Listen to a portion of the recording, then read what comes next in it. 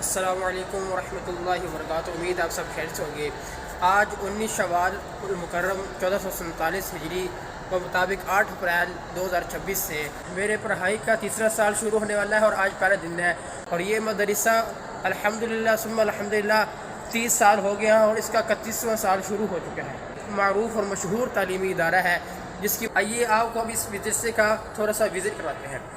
اوپر سے شروع کرتے ہیں، وہاں سے اولا، پھر اس طرح ثانیہ، پھر ثالثہ، یہاں پہ ہم ثالثہ تیسرا سال یہاں پہ شروع ہوگا ہمارا یہ ثالثہ، اور اسی طرح جو ہے ایسے گھومتے جائیں گے، اور رابعہ ہوگا، پھر خامسہ، ایسے آتا رہے گا۔ اور یہاں پہ یہ دورہ حدیث کی کتاب، آخری سال ہمارا 8واں سال یہاں پہ دورہ حدیث میں لگے گا۔